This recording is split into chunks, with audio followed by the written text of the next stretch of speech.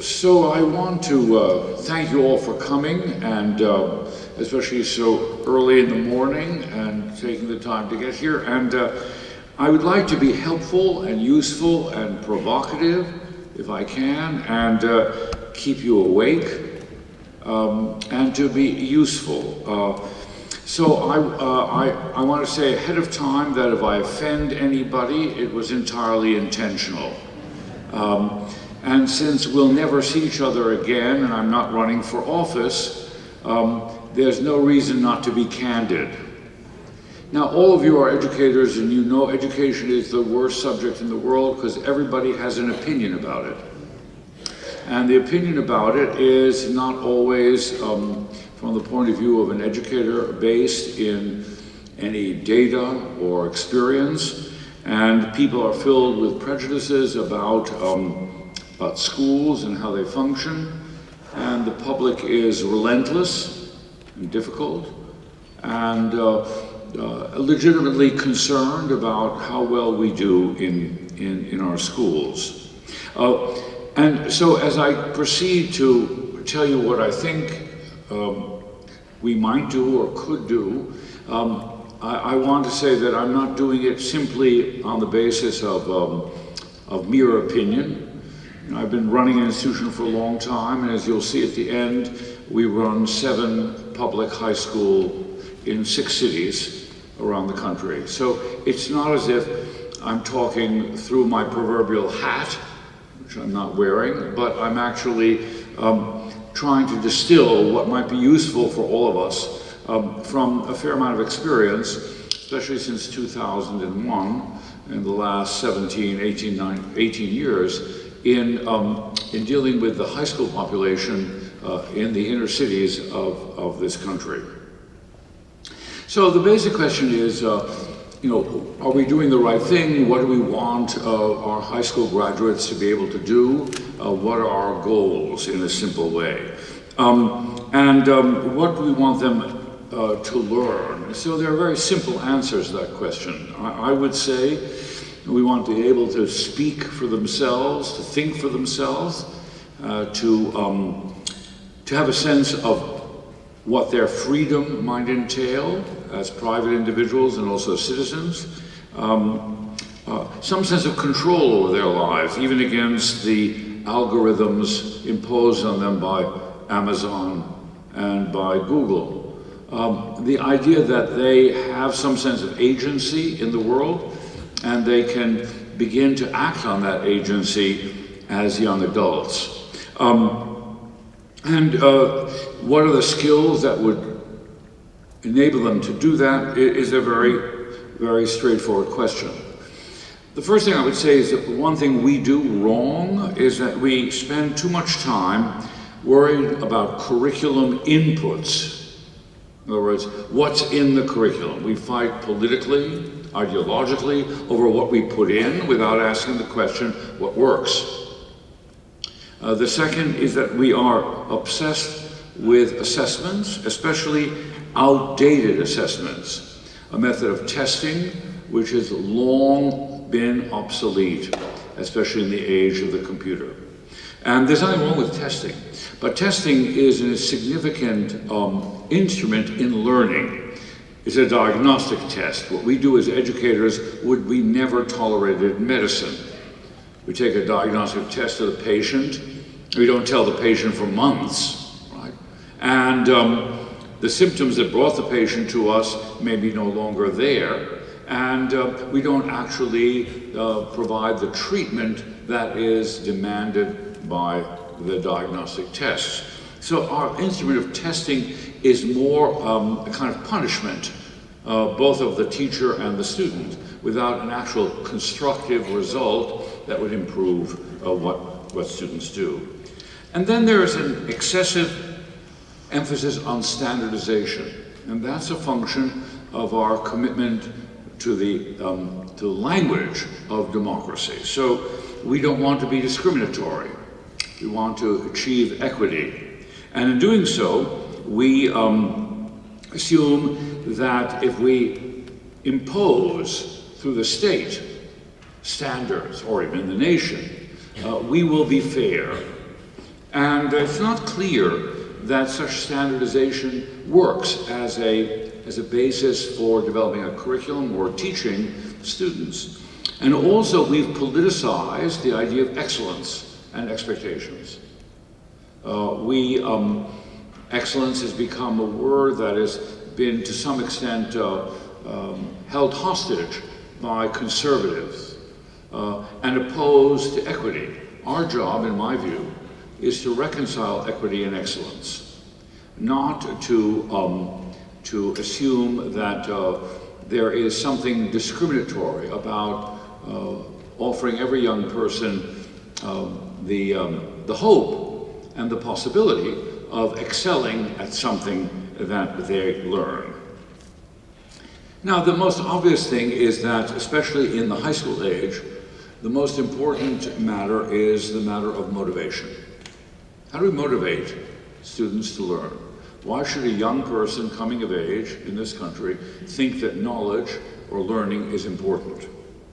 And it is no longer possible to assume that a student will think, well, studying physics, or biology, or mathematics, or English, or what is mandated by the state is worth learning simply because the state mandates it. There is a definite need on our part to explain and to psychologically make relevant the need to know.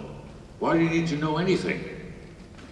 The world could be so convenient that you could live a perfectly happy life knowing nothing, which most of our fellow citizens do as a matter of habit. So why not imitate adult behavior, which just believe what you believe, don't be bothered by evidence, stick to your beliefs, only go to meetings where the people who are speaking are saying already, you know ahead of time, what you already believe. We don't actually visit churches that we're not members of. We only go to churches where we know what the theology is ahead of time. So, especially with the internet, we are so segregated from one for another, we don't actually really want to spend the time listening to somebody else's opinion, which doesn't conform to ours. So why should a student do anything other than imitate adult behavior? We're not looking at a studious adult population.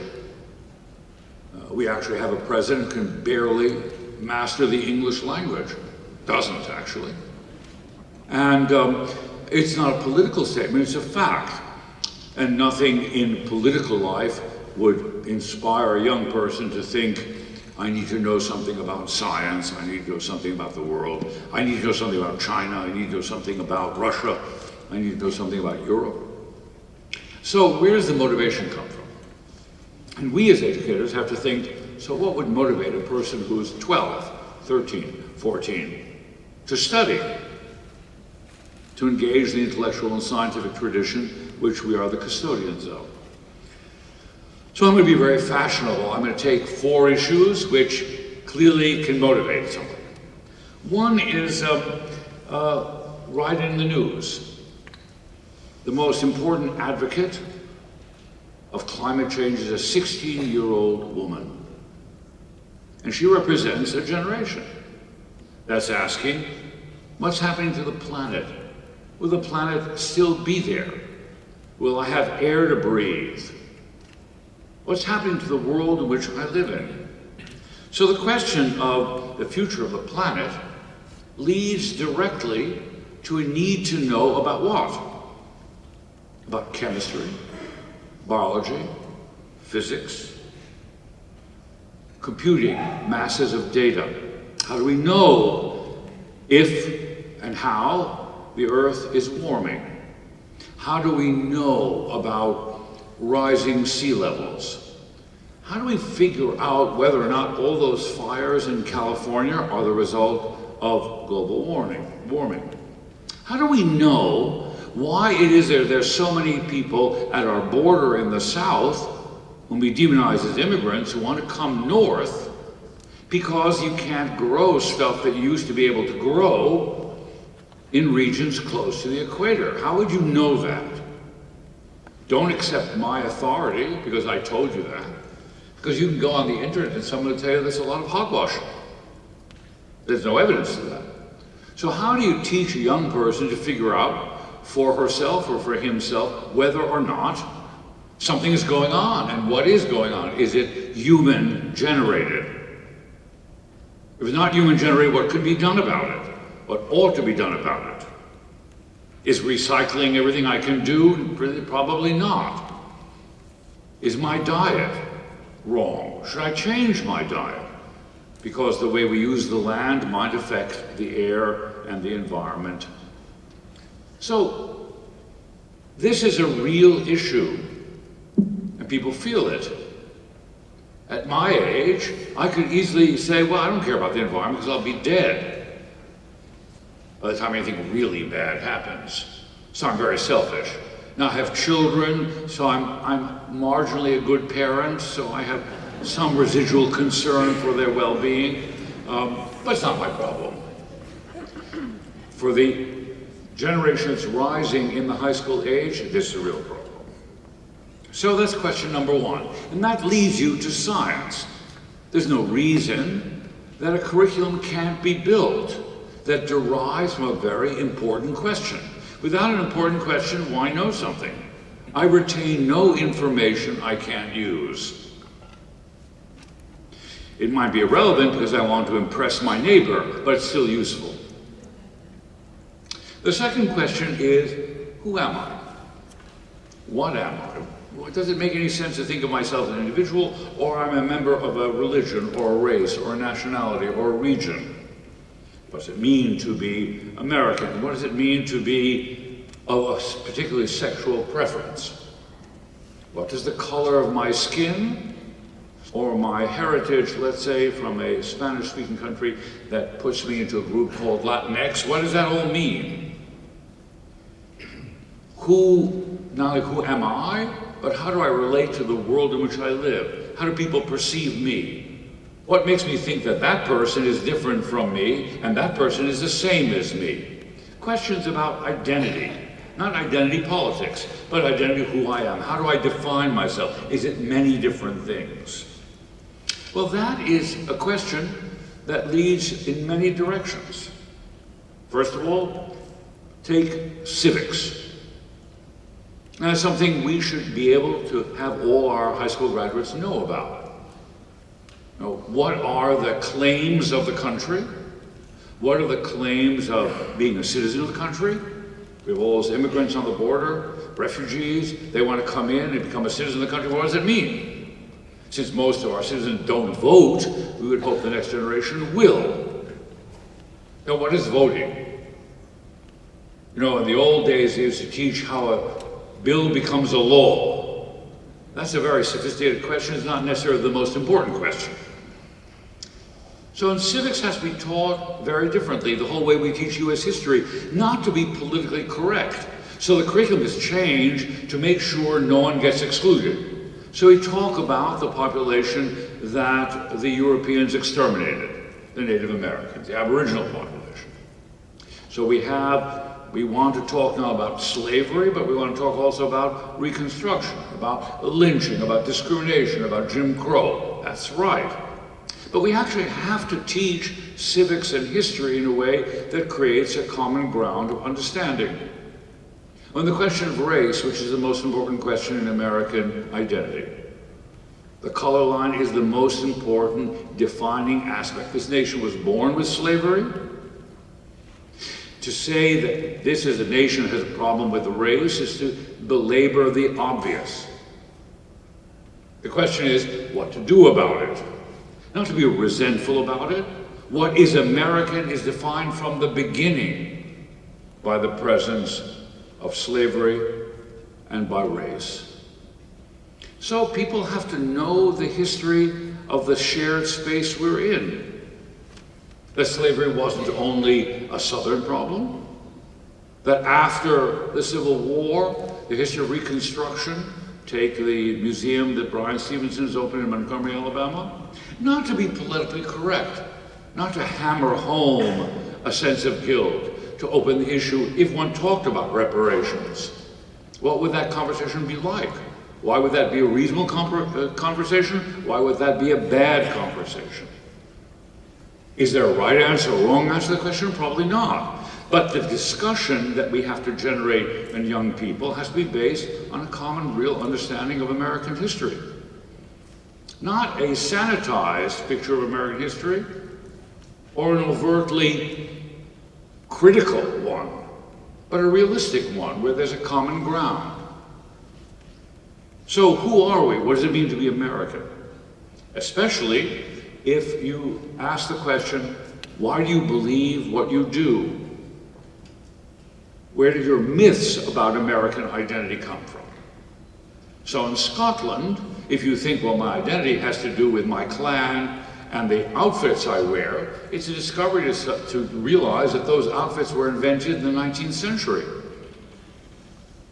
They didn't exist a long time ago. The 19th century invented what we consider to be national identity. It's not historically true. It's a restorative movement that is part of the development of modern nationalism. The Star-Spangled Banner only became our national anthem in 1931. Paul Revere didn't sing it, or they didn't exist at that time, and neither did Abraham Lincoln.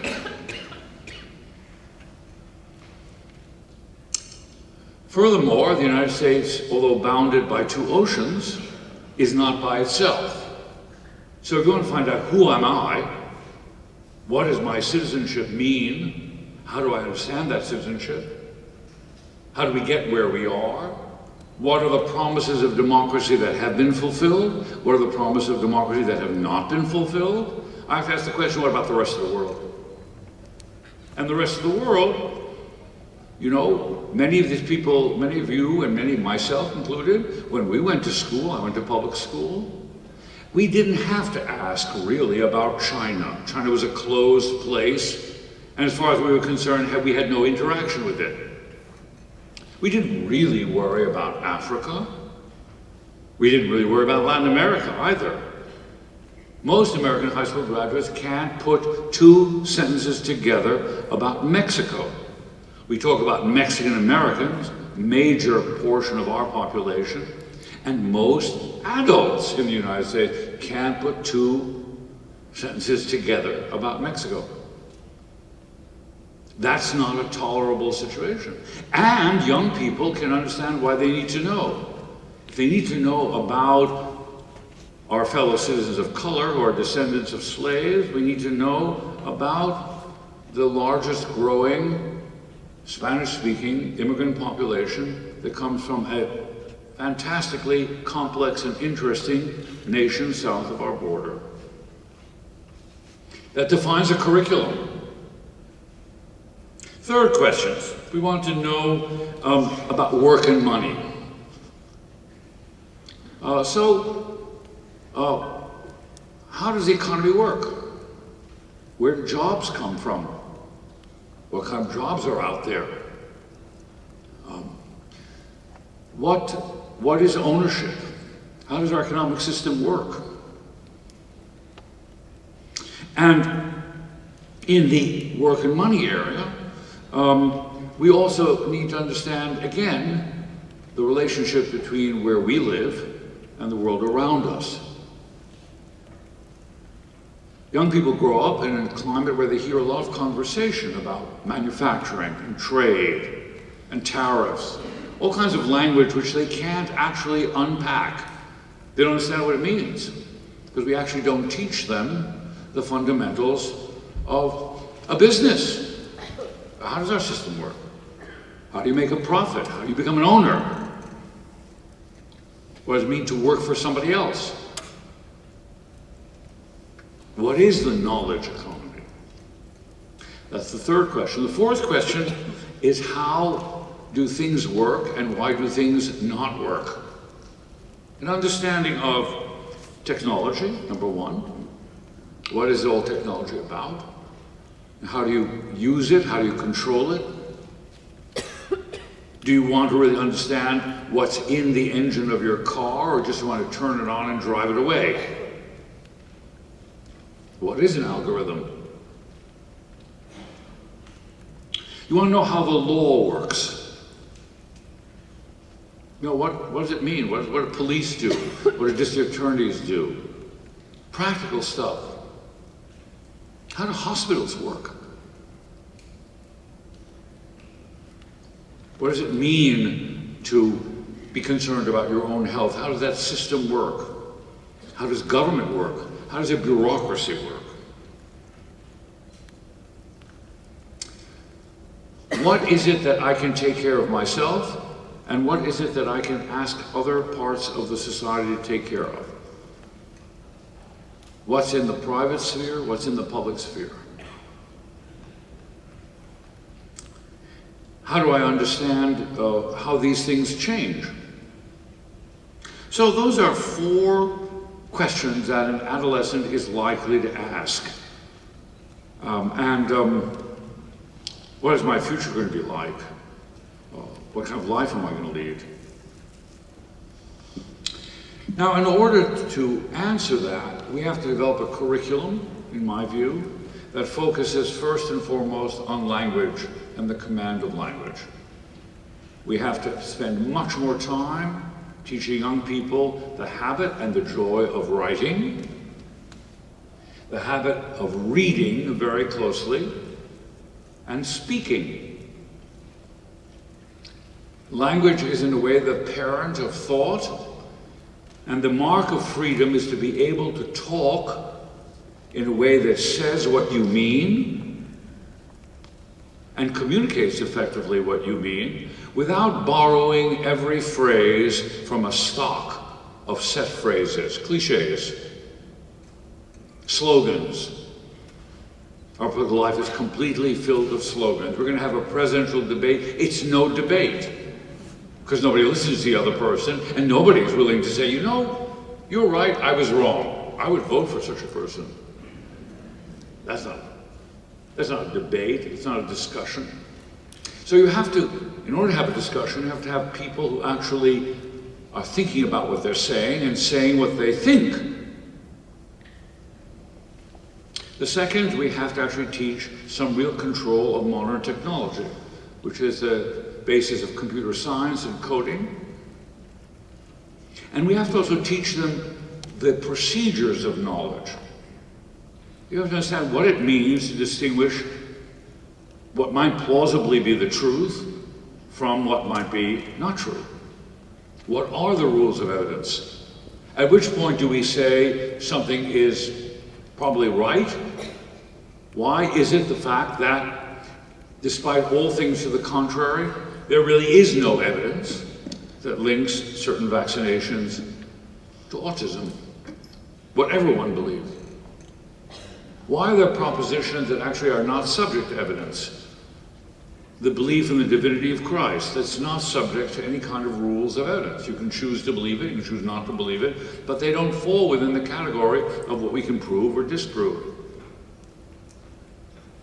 So knowing what, in fact, knowledge creation looks like, what it feels like. Now, in order to do this as educators, in my view, is that we have to be very realistic about adolescence as an age in our culture. When puberty hits, education meets its worst challenge and it loses every single time. Now, you would think there's no way to fight the blandishments and attractions and allure of adolescence. But that's not the case. The fact is, our students who are between the ages, let's say, of 12, 13, to those of us in the college area who are 18, 19, 20, 21, that is the best time to learn. Biologically, neurologically, the best time to learn. And is the best time to have passion about learning. Adult learners are a little bit on the dull side. Young learners are really enthusiastic. And loving to learn is crucial. No one learns as a kind of castor oil swallowing event. To excel, you have to like learning. It doesn't make learning fun. We have people who exercise and in the sports. Our best suit, actually, is sports training.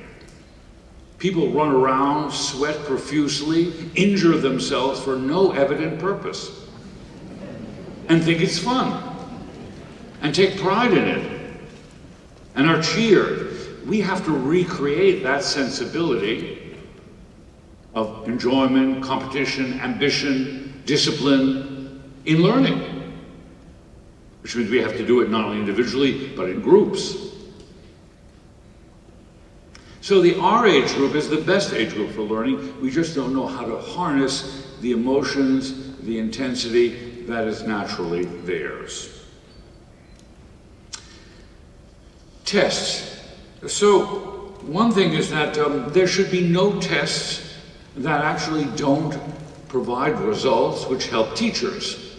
And with modern computation, the time has come for us to demand modern tests. What's a modern test? Modern test is you would take it on a machine, and if you get the wrong answer, the clock stops, and the machine helps you figure out what you got wrong. No one would send a kid on a baseball field, and the kid then hits the ball and runs toward third base. And they say nothing. But 8 months later, they accumulate a list of collective errors. The kid will never learn what was wrong. I got 8 errors, but I don't know what they were. I don't know what. The coach comes right out of the dugout, grabs the kid and say, "You idiot, go this way, not this way." And the kid will never do it again. I'm a musician, which means we don't actually have someone play the violin, and I make little marks about how many wrong notes or wrong rhythms there are. And then we do it many different times, and then send the kid a year later or 6 months later a cumulative percentage of errors. The kid will never learn how to play in tune or in time. We stop it right at the moment the error happens. Which means the teachers have to be involved in the testing. They have to help design the test, and they have to help the diagnosis. But the tests can be standardized. They can be all over, but they have to be individualized so the student, it's like a chess game. I take tests, I stumble, I don't answer the question correctly. So now, for this time test stuff, of course it's time, because the clock stops, and suddenly I'm engaged in a program to explain to me why Florida is not in South Asia. Not some geography lesson. And as a question and answer, they make a diagnosis of how little I know. Because getting something wrong is not a zero-sum game. If I ask the question, who was president of the United States when Hiroshima was bombed, right, in the Second World War? And there are multiple choice, which is a silly system anyway, but let's assume we can't convince to get rid of multiple choice, right? If you had 4 possibilities and they were George Washington, Harry Truman, Franklin Roosevelt, and Woodrow Wilson. Now, each of those answers betrays varying degrees of approximation to know the right answer. The kid who says George Washington needs a lot of work on the computer. The kid who says Woodrow Wilson is okay, needs a little bit more time than the person who said FDR. And even the person with Harry Truman needs to be asked, did she just guess, or does she really know? So the test has to be useful to the person and to the teacher. And this is simple. It requires pressure on computing companies to actually make this work. And it's fair, it's a common ground. And maybe the young person will enjoy taking the test because actually they'll come out of it knowing more.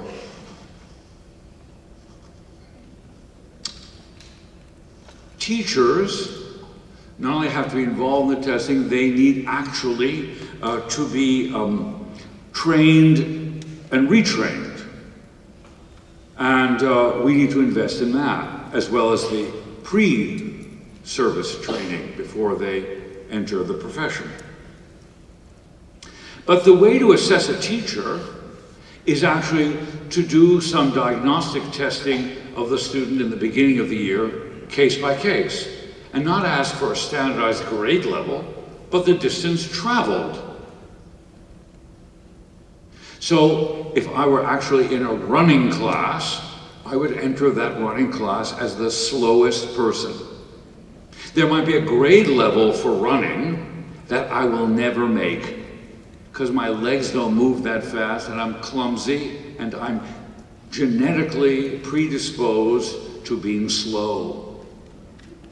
But if I start running at X miles per hour, and after a year, I'm a little better, I'm faster, I've traveled quite a distance, and that means I'm well taught. Now, if I'm a sprinter, and I enter the class running faster than many people older than myself, right?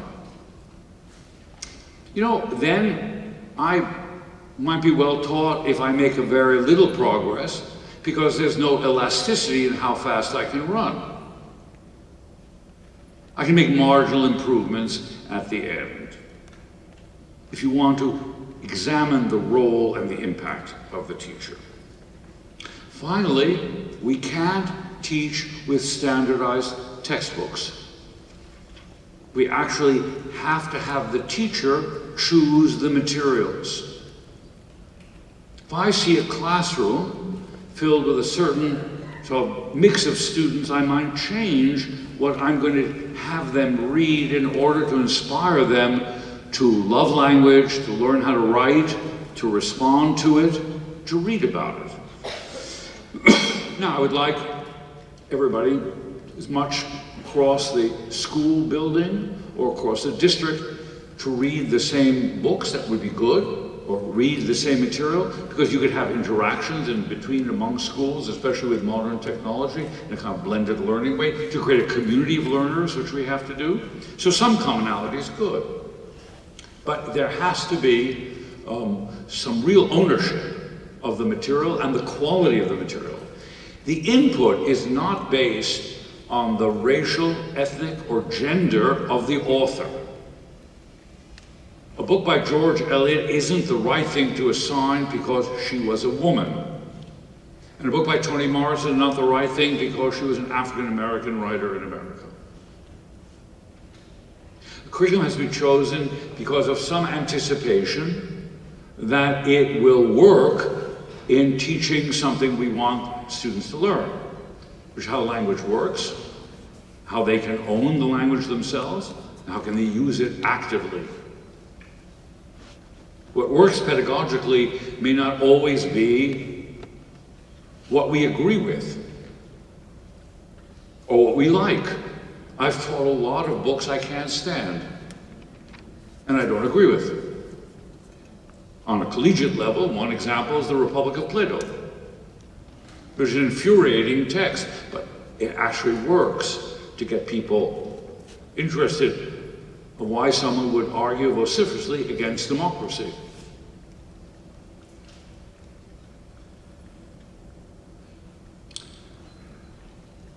So, if you think this is all sort of vaguely amusing opinions of someone who comes from a private college and probably could easily be called an elitist, I'm an elitist because I'm a Democrat. Because I think every kid can achieve excellence. The only difference is the time it might take if you have the patience and the affection as a teacher. It's like religion. People can believe at varying levels of understanding of theology, but they all deal with the same book, the Bible, in all its complexity and all its subtlety. On one end is a sophisticated theologian who can tell you all kinds of things about it, and then there's the person who hasn't thought that much about it, but is sort of impressed by its poetry and its beauty. But they all deal with a text which treats them with deep respect. So why am I here in the first place? It's because we, the BARD, has run, as I said earlier, 7 high school early colleges. These are public schools in public systems. They're not charter schools. They're public schools. They are high schools about 500 to 600 in size, and they're in Cleveland, in Newark, in Baltimore, in Washington, in New Orleans, and 2 in New York City. Young people enter. Admission is not done by a standardized test.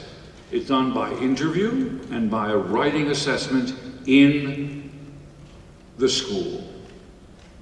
We don't rely heavily on grades, and we often intentionally take students from lower performing middle schools. We've had great success with students who are 2, maybe sometimes 3 grades behind before they enter the 9th grade. They come out of the 8th grade. We have now 3,000 students in these schools. 2/3 of them come from low income. 2/3 of them are either Black or Latinx, and 50% are first generation. Of those 3,000, 75% of them finish an AA degree tuition-free the year they would normally graduate from high school. So we have 9, 10, 11, and 12, and by the end of the 12th grade, they have a high school diploma from the city and an AA degree from us. 85% of them go on to 4-year college and complete. In New York City, 90% of them go to college, 4-year college, and complete. If you ask about objective outcomes, that's an objective outcome. Aggregately, 41% are African American Black, 25% are white, 15% are Latinx, and 15% are Asian.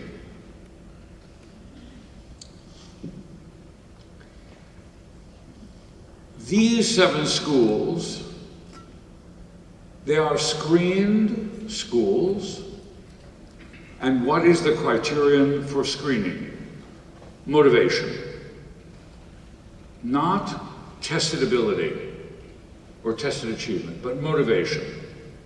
On the theory that if you can actually treat the adolescent with some presumption of adulthood, not treat them like big children, but young adults, you create an atmosphere of trust. You have faculty. We have all college faculty teaching.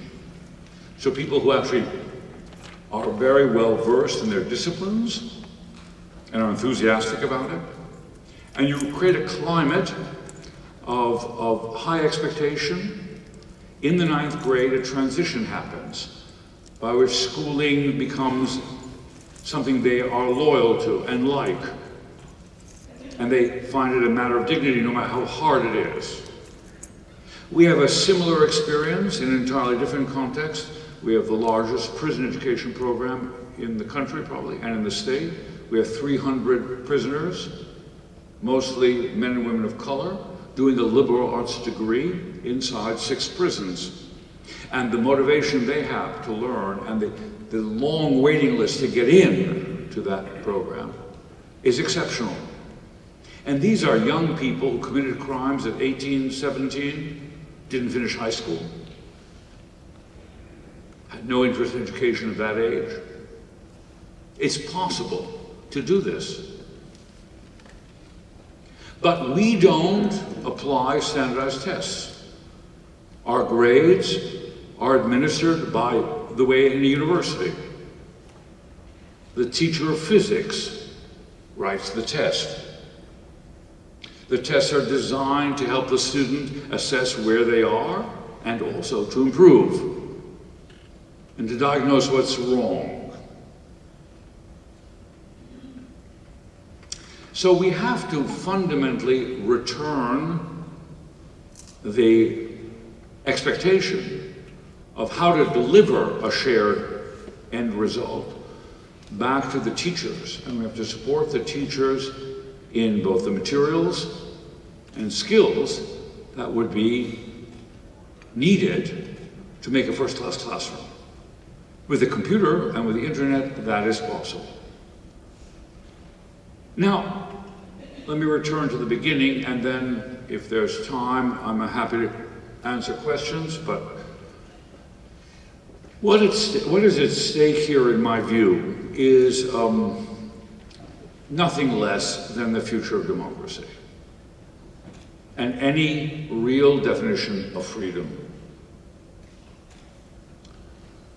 Particularly in the world of social media and the ability for people to be controlled. China is a good example of the extremity of the possibility of centralized control, both by government and industry. And I'm not a conspiracy theorist, I'm a perfectly rational person. But the possibility of actually giving people a sense of their freedom and individuality and inspiring them to be participant in an active democracy is completely contingent on the quality of education. On inspiring curiosity, arming, if you will, people graduating high school with the ability to think, and to think for themselves, and to express themselves, and to question what comes at them from any side. To understand what might or might not be at stake in the things that are most important to them in the world. To think not reductively about who they are or who they might be. And that's in our hands, and actually we have a chance to do it right. But we're not doing it. And the only reason I bring up the early colleges that we do in the public sector is to show that all the excuses of not being able to do it are wrong. We have 6 agreements with 6 mayors from different political parties. We have the buy-in from 6 legislatures. We have the agreement of unions.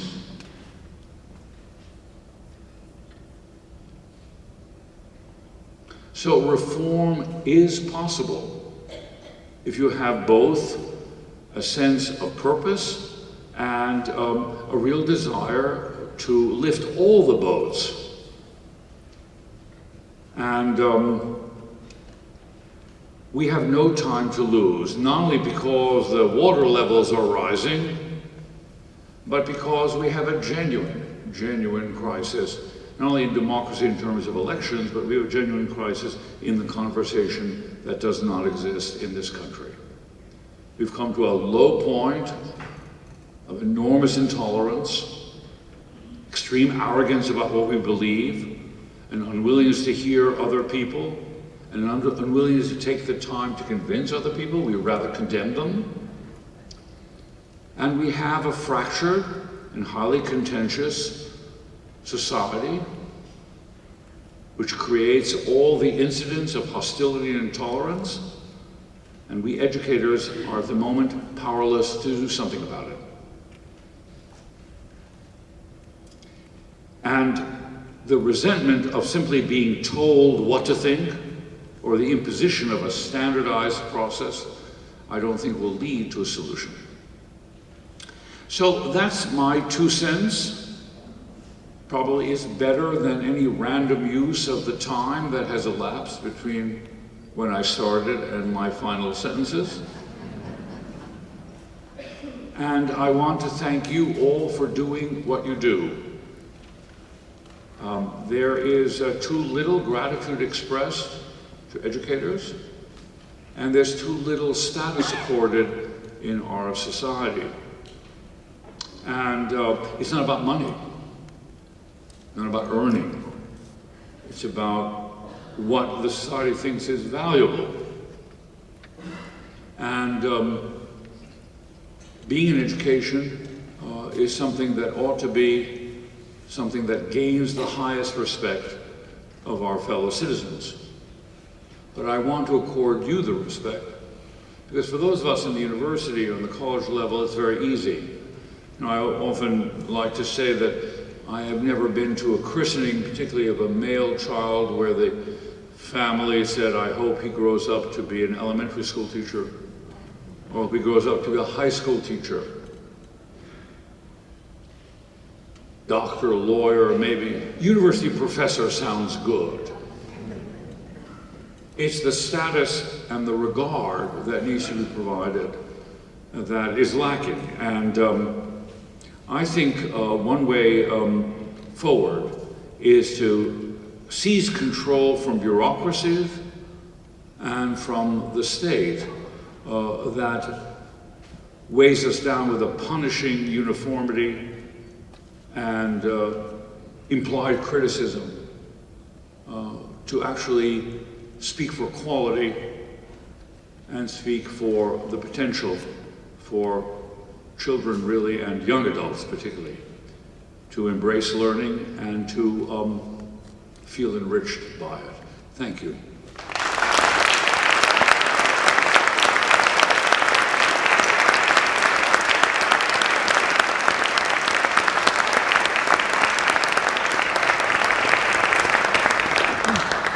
I'm told somebody can have a question. Yeah.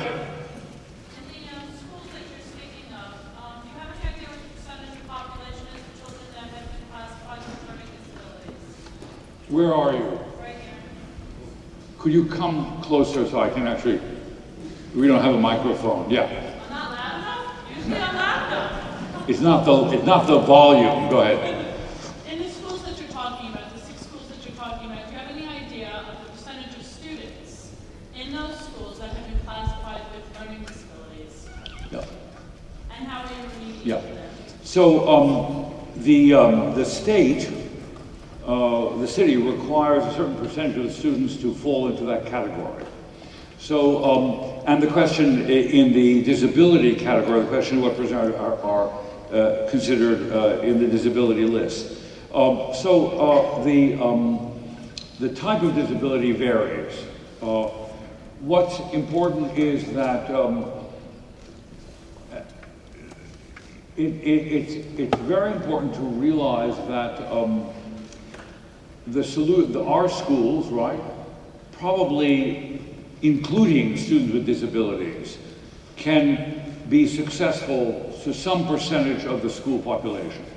Let's say 40 to 50% with disabilities. But the thing they have to have in common is not the motivation, but the capacity to keep reasonable pace with the expectations.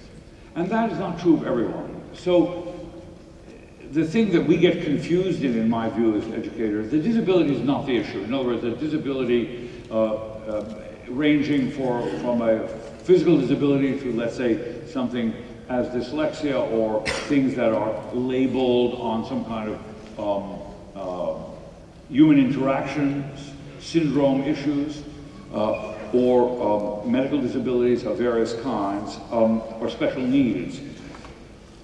That can be integrated in these schools. What needs to be understood is that, in my view, that everyone is equal.